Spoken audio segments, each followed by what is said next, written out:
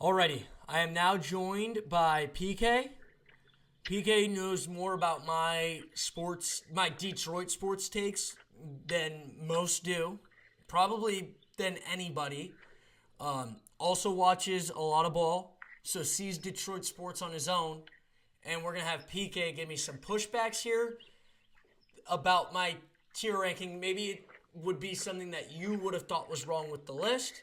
So PK, go ahead and fire away. I think you said you got three prepared, so we'll go ahead and I take a do. look at one out of three.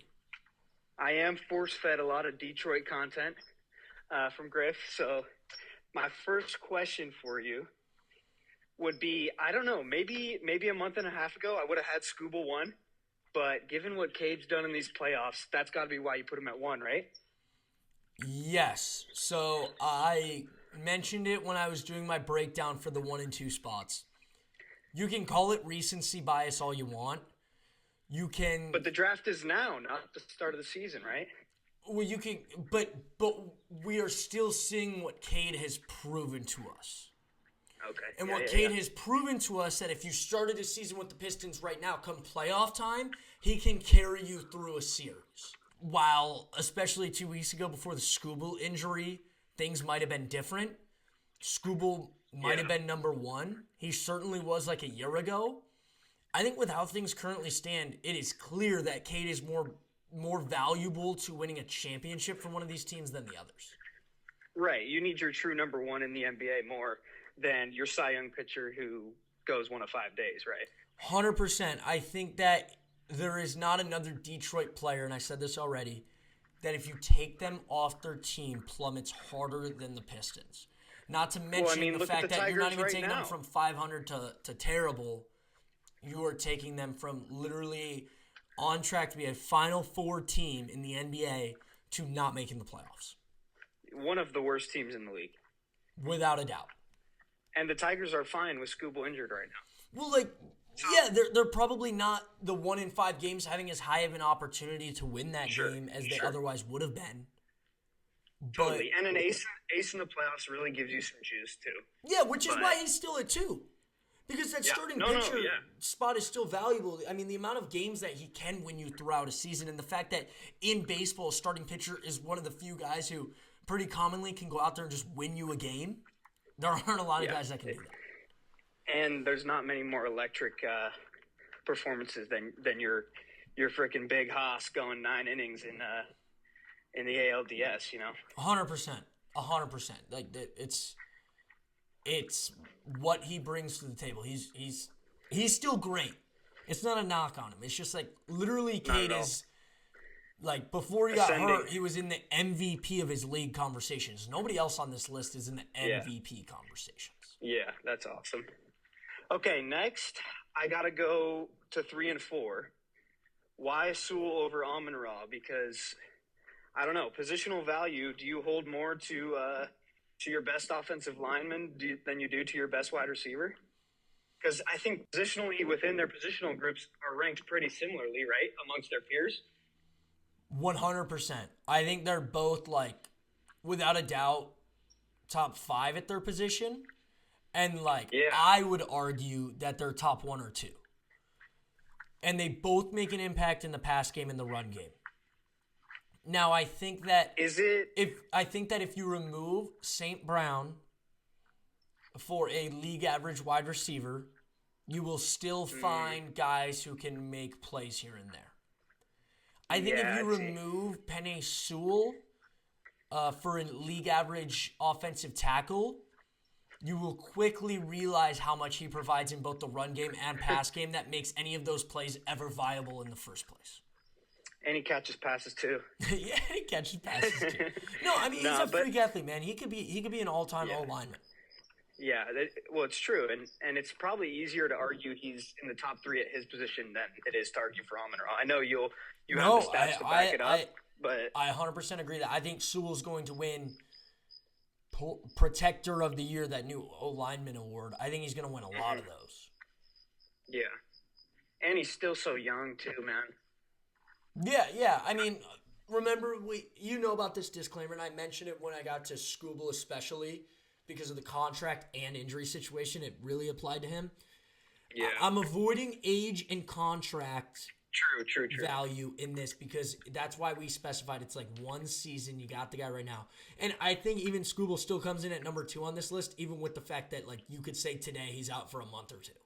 Like just because of the fact that if you, like in baseball you can still get the playoffs like that and what he provides at the end there or even for what It's would be such a after long 2 season. months. Yeah, exactly. Still what? Like 2/3 of the season he's still there with you for? Like, yeah. Yeah, totally. Okay. I feel you there. McGonagall. I know you've fallen in love with him, but that seems a bit high, bro. You're the one always telling me that Gibbs is a generational running back. I know positional value, whatever. And maybe the Tigers don't have an offense without him and Riley Green, but I mean, you could even argue Riley Green's higher than him. McGonagall is playing a premier position in baseball, and while that carries less the premier position, yes, and while 2 things: one, he's not playing premier defense at the position. I think in a perfect world, he's your second baseman. So I don't want to overvalue the fact that he's at shortstop, but I do think it deserves some value, especially for a Tigers team that. And again, I don't want to necessarily like specify it to the team's fit either, because I think you get to the point where you're like, oh, this guy plugs and plays so well that makes him valuable.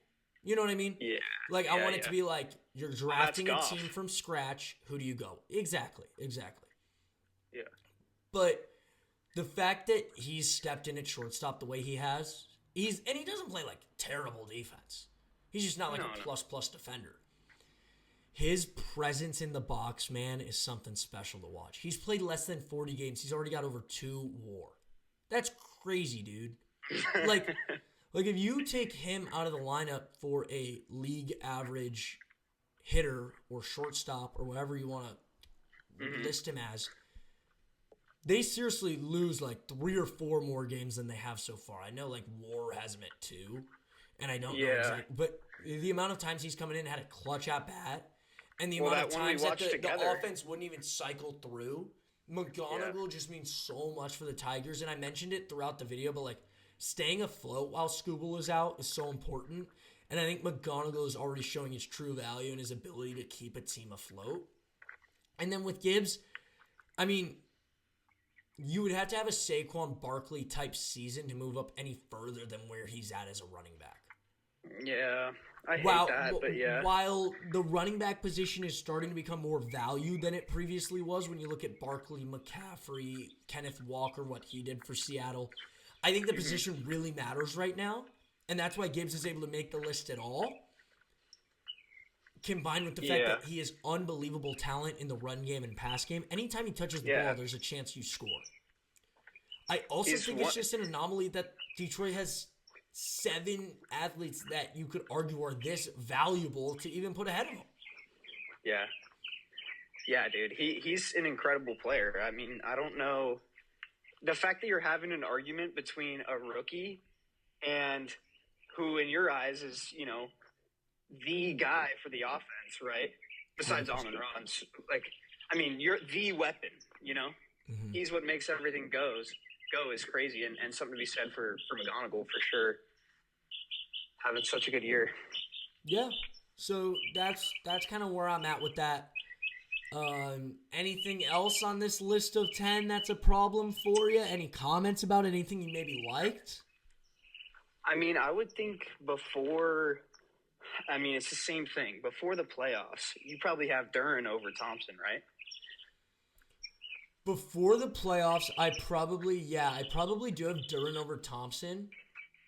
And if you catch me in the perfect spot, there's a world where Green takes that 10 spot. Because the changes he's made to his approach have been so impressive this year. He's hitting over 300. Yeah. Like, I think there's a world where he could be 10 because he's a silver slugger at his position. I don't think the timing recently makes it work just because the trade-off from Duran to Asar was so tight when one picked up from the other as being so valuable for a contender. But Asar has looked insane really in the playoffs, dude. Asar has looked so insane in these playoffs. And the fact that he can be this valuable without his offensive game being there yet is so crazy to me. But it hasn't been bad by any means. He's cutting. It was he's like, dude, spacing out. as the Magic series went on, he realized, or JB, or whoever it was that told him, or it was him. They probably all did, dude. They, like, figured it out because they didn't get that many reps of having to do it, like, seriously in the regular season. Mm-hmm. But he started to figure it out. It's like, oh, shit, there's, two guys in Cade's pockets, a guy in Duncan's pocket. Duran's been cold all night. Someone's got to cut to the basket and make something happen. And he's there. Yeah, and he's still young. He's still got some stuff to work on. He gets lazy at times. He fouls at times. That he needs to understand his value on the floor and needs to not foul. And while I disagree with JB taking him out at the end of some of these games, I think that if he was slightly better offensively, like, you don't even have that argument, which is the reason the value is where it is. Right, that sucks. Especially with how valuable offense is in comparison honestly, to I think defensive he'll get basketball. there. Oh, without Especially a doubt. when, And, like, this isn't a projection, right? This is if you started the season today with that player and you're going for that season. I mean, there are clearly some guys on this list that as time goes on, they will climb, and some guys that will, I mean, while it's a young foundation for all the teams, some guys that will inevitably slowly fall. Mm-hmm. And you're still riding with Goff? I'm 100% still riding with Goff. Goff has never been our issue. Goff actually adds a crazy layer. And I don't know if Goff ever would have added this layer that he does now add if it hadn't been for Ben Johnson. I think you can still give that credit. For sure. I think he now provides something with the mental side of the game and what he's seeing pre-snap that is really important. I don't know if it was there before or not with Ben Johnson, but I think that just him knowing where to go with the football is probably his biggest asset, honestly. Especially when you're riddled with weapons like that team is. Well, and you have to move on from your offensive coordinator just weeks into the season. You're like, holy cow, this isn't working. Mm-hmm. Like, they're in a position with the new offensive coordinator where if that happens again, it's kind of leaning on Campbell. But that's what we all think. I wonder how much of it is leaning on Goff. I mean, he knows everyone very well. He knows Dan Campbell very well. He's driven, experienced. He's ready to rock, dude. And I think if we do get back to that playoff game, which right now we're the favorite in the NFC North, while also being tied in odds to win our championship with the Pistons, I think he has a chip on his shoulder. And I think everybody on this roster does with the way the playoffs have rolled out. The 2 seasons before this past season and then the way this past season rolled out. And the fact that you still have that same core group of guys that suffered those tough losses. Yeah, don't let this team stay healthy. Exactly. I mean, look, the team that didn't make the playoffs, obviously the Red Wings didn't either. They get 1 guy. The 2 teams that have been making the playoffs, the Pistons and the Tigers, got 2 each. This Lions team is that good that they get 5 of the most valuable 10. I mean, I think deservedly so. I mean, yeah, I agree. And, like, it's awesome that they're all from a wide variety of positions. It's not just like, oh, our offense is stacked. You got Hutch in there, too. Without Hutch, dude, that defense is minus, you know? 100%. And it showed when he was out. 100%. So I agree with him being there at 6. I like that. Obviously, I know nothing about pucks, so can't argue for Mo, for or against, but I mean, there's a world Hutch is higher than him too, bro. Remember, I made the change to put Hutch over Mo. Oh, you did? Okay.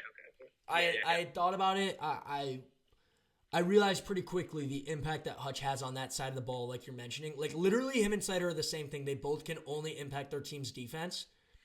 And I think even in hockey, defense doesn't matter as much. Plain and simple. And I think they're both on pretty equal levels when it comes to defense. So I think Hutch gets a slight nod above him, but I think those guys actually have very similar spots on their team right now. Especially at a spot on defense where you can win a possession. Like, a third down sack is one of the most impactful plays you can make, you know, obviously besides an interception, right? Mm-hmm. I mean, and the other thing is, like, the only thing that could change there as well would be Seider becoming more of the two-way defenseman. And while he does provide, like, a good level of offense, he's not the offensive defenseman that, like, some of those top guys are in the NHL. As a non-puck guy. Yeah. Yeah, I'm not even going to try. Right. Dude, I think this is a great concept, though. We had a lot of fun messing around with it the other night. Oh, 100%. Should do it for more cities. Yeah, shoot, that's a good idea right there. Alrighty, Well, thank you for joining, PK. Thank you for the pushback. Hopefully you have Hopefully you've asked and I've answered some of the questions the people will have. Yep. And I look forward to hearing more of the questions that they have, and I'll get to those. Write them too up in the as- comments. Yeah, as people respond and let me know what they think. So thank you for joining me, and we will close out Motown Monday up next.